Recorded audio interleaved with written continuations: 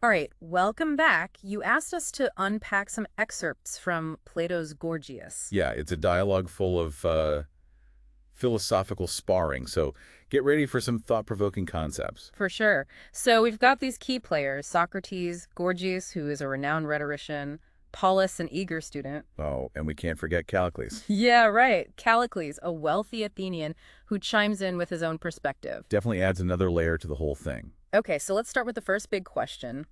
What is rhetoric? Right, so Gorgias kind of struts in, proclaiming rhetoric is the noblest art. It's able to control even physicians and moneymakers, through the power of persuasion. It's really interesting because he even claims that rhetoricians don't need expertise in other fields. Yeah, like they just need to be more persuasive than the experts themselves. That's a pretty bold claim, right? Definitely bold. And you can practically hear Socrates thinking, hold on a minute. Huh. I can imagine. So, of course, Socrates starts poking holes in Gorgias's argument. Like, if rhetoric is just about persuasion, isn't every teacher persuading in some way? Exactly. What makes rhetoric so unique? Yeah, so Gorgias has to kind of refine his definition a little bit. So what does he say? He clarifies that rhetoric is specifically about persuading crowds, especially in courts, Ah, I see. and assemblies when dealing with matters of justice. Right. But here's the catch. He says rhetoric creates belief, not true knowledge. So you could be completely convinced of something even if it's not actually true. Exactly. Think about how relevant that is today, with all the advertising and political spin we're bombarded with constantly. It's true. How do we even know what to believe anymore? Makes you wonder how much of what we think we know is actually just clever persuasion. Right. Okay, but before we dive deeper into that, let's see what Gorgias's student Polus has to say. Okay, so Paulus kind of jumps into the debate with this idea that power equals happiness. And since rhetoricians hold the power of persuasion, they must be the happiest folks around. Yes. Yeah, and he even uses this example, Archelaus, this Macedonian king who gained the throne through some pretty ruthless actions. Oh, wow. But he seems to be living a pretty good life. So Polus is basically saying it doesn't matter how you get to the top as long as you get there. He's definitely embodying that kind of ambitious climber archetype.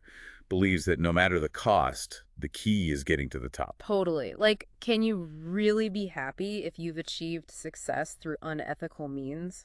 Yeah, is it really success if it's built on a foundation of injustice? That's a tough one. And of course, Socrates has a very different take on this. He basically throws a wrench into Polus's argument by saying that even if Archelaus never faces consequences, he must be deeply unhappy if he's truly unjust. Right, because to Socrates, doing wrong is a greater evil than suffering wrong. Wait, really? Even if he's got all the power and wealth and seems to have gotten away with everything? Yep, even then.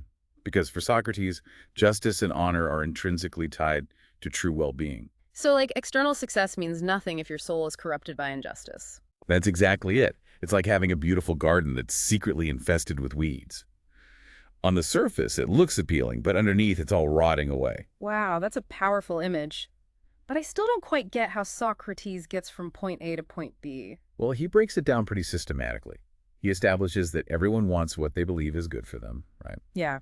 And then argues that injustice harms the soul, makes it disordered and unhealthy.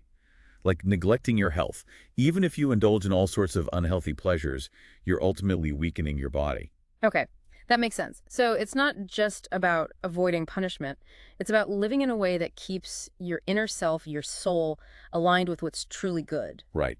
And that's a far more difficult task than just chasing external rewards. Yeah. It takes a deep understanding of oneself and commitment to living virtuously, even when it's hard. Which, let's face it, is a lot easier said than done. Most of us struggle with that every day. But I have to admit, Socrates' perspective is really thought-provoking. It really makes you question what we truly value and how we define success. Absolutely. And this kind of leads us to another fascinating concept in the Gorgias, the purpose of punishment. Oh, yeah. Socrates proposes something pretty radical here. What's that? He argues that punishment, when it's just, can actually benefit the wrongdoer. He even compares it to medicine. Interesting. So it's like that bitter pill that tastes awful but ultimately heals you. Exactly. Think about it. Someone's done something wrong. Letting them off the hook might seem merciful, Yeah. in the short term. Yeah. But it doesn't address the underlying issue. Socrates believes that true justice involves confronting the wrong and, if necessary, undergoing some kind of purification process. That's pretty intense. It goes against our natural instinct to avoid pain and seek comfort. It does. But Socrates is challenging us to think beyond those immediate impulses, to consider the long-term consequences of our actions. Okay, so if punishment can be a form of healing, where does rhetoric fit into all of this? Well, remember, Gorgias defined rhetoric as the art of persuasion, especially when it comes to matters of justice. But what Socrates is suggesting is that there's a difference between simply persuading someone and actually helping them understand the truth. Ah, I see. So someone could be really skilled at rhetoric, but use it for unethical purposes. They could twist the truth, manipulate people, even if it means promoting injustice. Exactly. And that's what worries Socrates.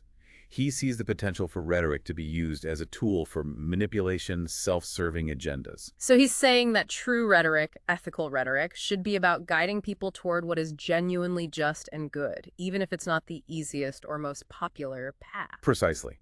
He argues that its highest use is to expose injustice, even within ourselves, and to guide people towards what's truly good and just. So it's like he's advocating for an ethical form of rhetoric, where the goal isn't victory, but rather a shared pursuit of truth and justice. Exactly. This idea of rhetoric as a tool for self-improvement and moral development is really powerful. Yeah, I see that. It really challenges us to consider how we use our own persuasive abilities in everyday life. Speaking of challenges, we can't forget about Callicles, right? He enters the scene and basically says, "Hold up, Socrates, you're playing word games." Right. You're ignoring how the real world actually works. Exactly. Callicles is all about might makes right. He's basically saying conventional morality is just a way to suppress our natural instincts to conquer and dominate. Yeah, he argues for this law of nature where the strong naturally dominate the weak. Conventional justice is just the weak trying to hold back the strong. It's a pretty blunt assessment. So how does Socrates respond to this? Does he back down? Not at all. In fact, Socrates is kind of intrigued by Callicles' blunt honesty. Oh, interesting. He sees him as a valuable test for his own beliefs, a touchstone for truth. It sounds like Socrates welcomes the challenge, even if it means confronting uncomfortable truths. He does. But this leaves us with a lot to unpack. How does Socrates engage with Callicles' arguments? And does he ultimately manage to persuade him? Right. We'll have to dive into all of that in the next part of our deep dive. All right, so we left off with Callicles throwing down this might makes right challenge, and Socrates surprisingly intrigued. I'm hooked. Where does this philosophical showdown go next? Well, Callicles really pushes Socrates to defend his view of justice. It seems idealistic to Callicles. Remember, he believes that in nature, the strong dominate it, Yeah. and that human laws, trying to level the playing field, are unnatural. Right, it's just a way for the weak to hold back the truly exceptional. Exactly. It is a pretty harsh view, but I can see how someone might find it persuasive, especially if you look at history or even how things play out in the business world. Right. It's easy to feel like it's a dog-eat-dog world out there. Exactly. Hmm. And Callicles isn't shy about pushing this point. He argues that those who are naturally gifted, the intellectually superior, the ambitious ones, the ones with the willpower to seize what they want, those are the ones who should be in charge. He thinks it's absurd that society tries to restrain these natural leaders with rules and laws. So how does Socrates counter that? Does he try to argue that Callicles is just plain wrong about how the world works? He doesn't directly refute Callicles. Instead, he kind of starts by questioning his use of language. Okay. He asks if better and stronger are truly the same thing. Interesting. He uses this example of a skilled doctor who might be physically weaker than a wrestler. Mm-hmm. Would we say the doctor is less deserving of respect or resources just because he can't bench press as much? So he's pointing out that there's more to strength than just brute force.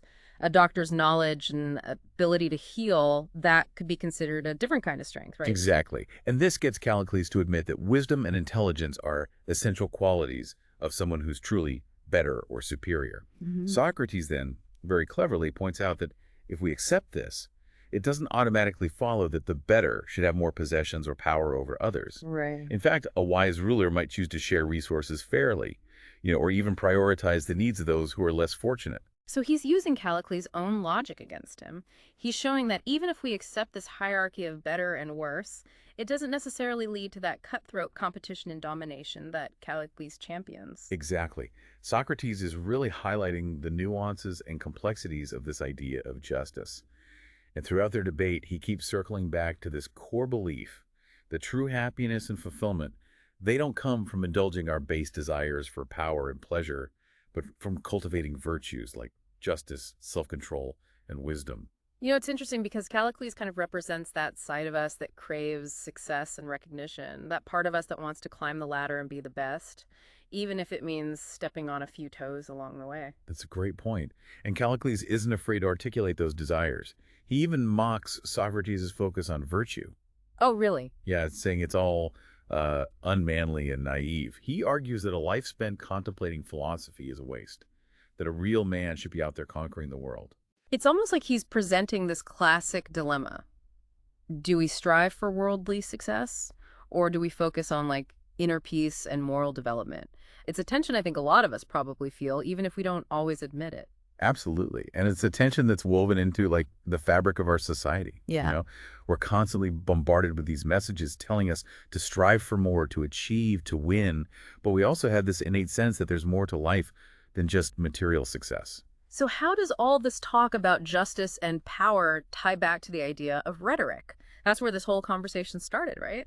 That's a great question. And remember, Gorgias defined rhetoric as the art of persuasion, especially in these matters of justice.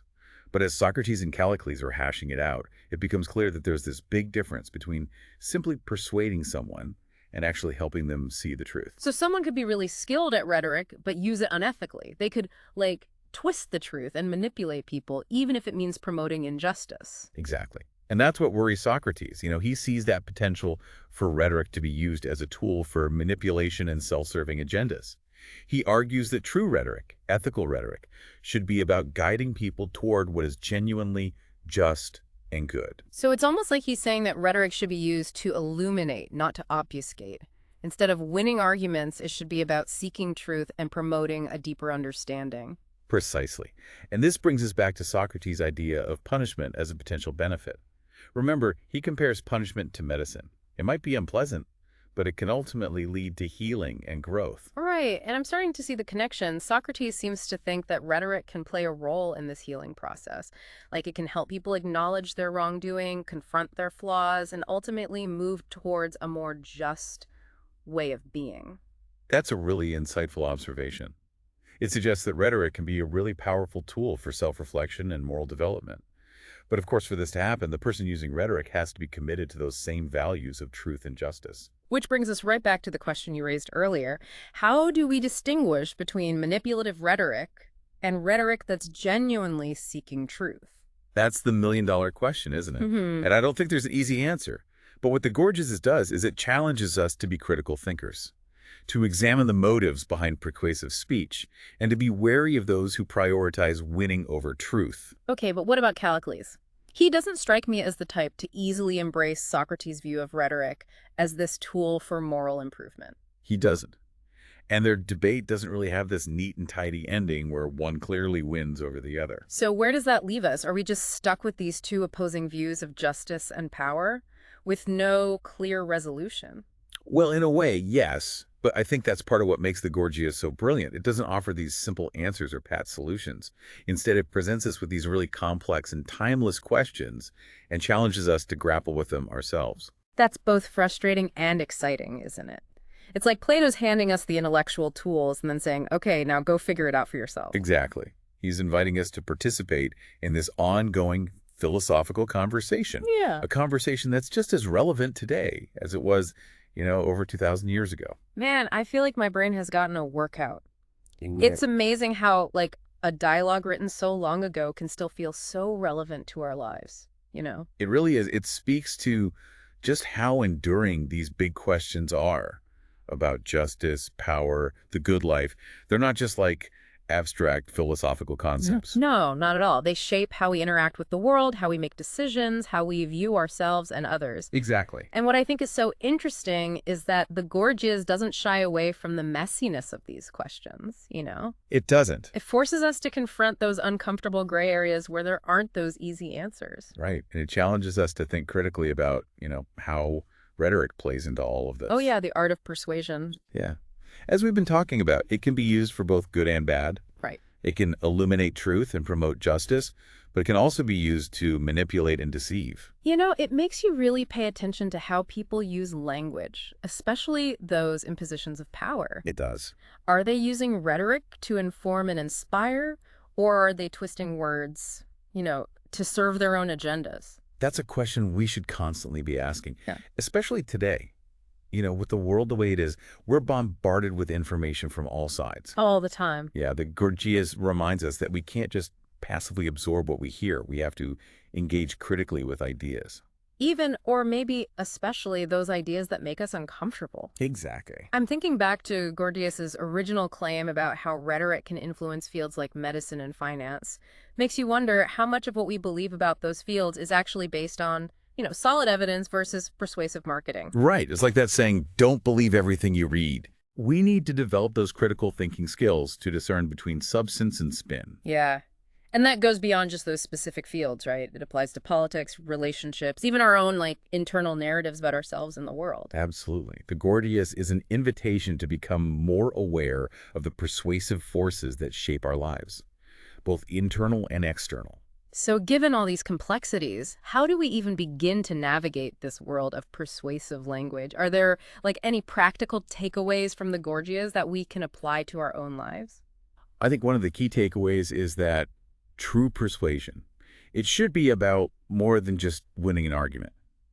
Oh, for sure. It should be about seeking truth, promoting justice, and helping both the speaker and the listener move closer to what is good. So it's about having those difficult conversations, even if they're uncomfortable, and being willing to challenge our own assumptions. Exactly. It's about engaging in dialogue, but with an openness, Mm. a genuine desire to understand, even and perhaps especially when we disagree. I mean, that sounds a lot harder than just trying to, shut down opposing views or win at all costs.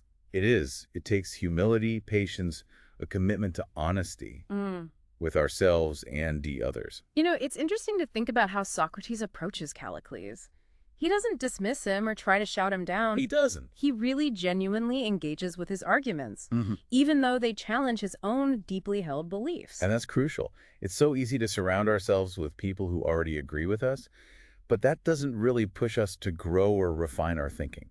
It doesn't. Socrates models a different approach, Mm. where dialogue is seen as an opportunity for mutual learning and self-discovery. It's like he's saying, let's test these ideas, let's see where they hold up, even if it means questioning everything I thought I knew. Exactly. And that's pretty radical even today. It goes against our natural tendency to just, defend our own beliefs, Yeah. avoid those uncomfortable challenges. So as we wrap up this deep dive into the Gorgias, what's the one thing you hope our listener takes away from this conversation?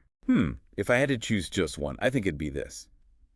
Be critical, be thoughtful, and be wary of those who use rhetoric just for their own gain. But also, don't be afraid to engage in these challenging dialogues. Question your own beliefs. Strive for more just and ethical use of persuasive language. It's like Plato is giving us this ancient text as a mirror, to hold up to ourselves and to the world around us. That's a beautiful way to put it. The Gorgias isn't just a philosophical treatise, it's a call to action, an invitation to live more consciously and ethically in a world, just saturated with persuasive messages. Well said. So to our listener, we encourage you to keep grappling with these questions, to examine your own use of rhetoric. Keep seeking those deeper truths that lie beyond, the surface of persuasive language. Until next time, keep diving deep.